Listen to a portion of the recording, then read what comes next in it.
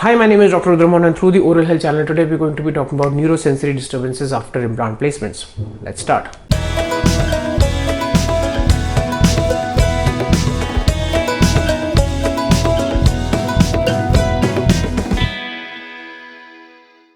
So I'm going to create this concise episode about this topic, which is something of concern to a lot of patients, because I recently had a talk on a phone call with a patient from a distant place, a remote place in India, and they had undergone an implant surgery which has left them in a lot of disturbances in terms of neurosensory disturbances like paresthesia and anesthesia and numbing sensation in the lower jaw. So what happens is that the first things first, that implant placement and implant planning is very case selective. You have to make sure as a dentist that the patient selection is absolutely aligned to whatever the potential risks are. So you have to get a good radiographic finding, and if required you need to get a CBCT done.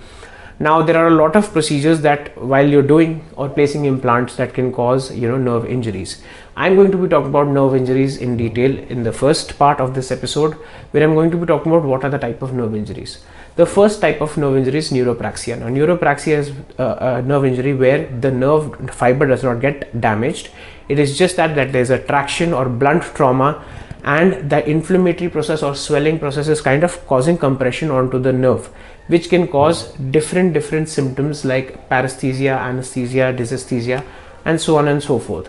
However, if I talk about the other processes, which is axonatomesis, that is basically the axon, the single most longest fiber of a nerve fiber, is basically partially damaged, and you can have degeneration, regeneration that can happen, and it takes some time to heal. After that, the more severe part is the neurotomesis, that basically is the complete transection of the nerve fiber, which leads to absolute loss of sensation, that is known as anesthesia, and that can be kind of very discouraging and harrowing for the patient. Now these types of nerve injuries can cause paresthesia, which is a different sensation which is not pleasant per se, but it is not too unpleasant. You have dysesthesia, which is an alternate sensation which is kind of unpleasant or painful, or you can have causalgia and allodynia and so many things that are accompanied by these kind of things. Hyperesthesia means that with the same stimulus that we wouldn't have in any time, that kind of response is actually enhanced. And hypoanesthesia meaning that the same stimulus that evokes a normal response can lead to a smaller response that is evoked after stimulation. Now what are the causes that can cause nerve injury? The main thing is, let's start from the first thing, that is the local anesthetic injection. Now I've already made an episode about these things when it comes to side effects of local anesthesia. It could be just blunt trauma, transection, or basically the injection to the nerves, the chemicals, any sort of compression, any sort of mechanical injury, and all those things that can happen with the local anesthetic. Coming to the flap advancement, that means the surgical flap that you open up, it can cause injuries depending upon the kind of location of the nerve, the anatomy. Now there are two types of incisions that we use for implant placement. One is the mid-crestal incision, that means you have the alveolar crest, which is the bone. The mid part of the ridge is known as the mid-crest, and that's where we give the mid-crestal incision, or otherwise we give remote incisions or vestibular incision, that means it goes to the side of the mouth as well. Now depending upon the oral anatomy, you have to be very careful in terms of case selection, and this flap advancement or opening can cause mechanical trauma and sometimes even direct nerve injury, which can cause different symptoms. Now coming to the exact thing, when implants are placed, what all can happen. Now when implants are placed, the first things first, there's a 2 mm safety zone from the inferior alveolar canal, which you need to, as a dentist, as a surgeon, you need to make sure that much is taken care for, and more than that for a buffer.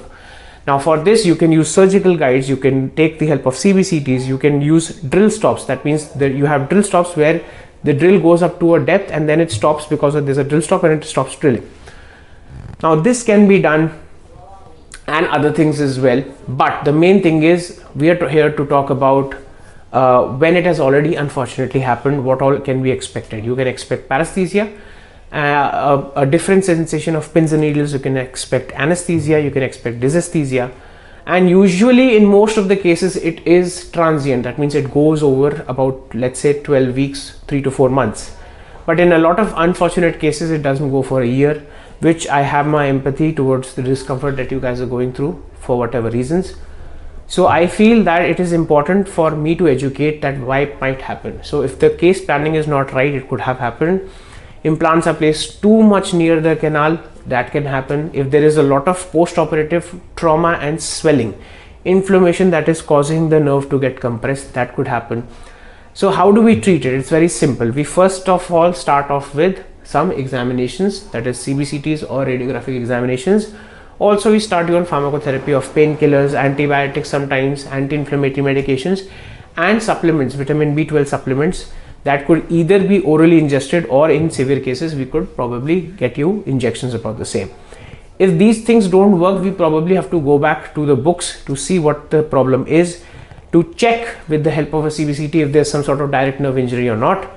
If there is no direct nerve injury and you feel that the implant is just compressing onto the canal, then I would urge the implantologist for either, in very severe cases, to go for implant removal, or in cases of immediate neurosensory disturbances, that means that the implant has been placed and suddenly the patient starts feeling while in the chair that there is some sort of neurosensory disturbance, remove the implant and put them on steroids. In rare cases where the nerve is actually cut, which is known as neurotomesis, you might have to contact, after 12 weeks of evaluation, might have to contact a microsurgeon for any sort of microsurgery reconstruction, and that has its own advantages and disadvantages. When it comes to, from my personal experience, I have noticed that max to max in most of the patients, you take about max to max, and this is the ballpark figure on the outlier spectrum, it takes about 6 months to 1 year. But in cases where it's not happening at all, and this can go with just pharmacological therapy, and this is in my own personal experience, because I get a lot of patients with these kind of neurosensory disturbances. In severe cases where there is no nerve damage, it's better to reconsider removing the implant or reversing the torque a little bit so that the pressure can be relieved. And in very severe cases of there's direct nerve injury or transection of the nerve, it is better to refer to a microsurgeon. So this was today's episode. Please like, share, subscribe, and do press the bell icon button for important updates. If you want to get in touch with me, here are my social media handles. Kindly refrain from calling me directly, as I might be busy with patients. Just drop me a message on WhatsApp with your name, your location, and the common oral health problem that's causing you discomfort. If you have any queries, doubts, apprehensions, or insights, please feel free to put them in the YouTube comment section. So that's it for today. Thank you.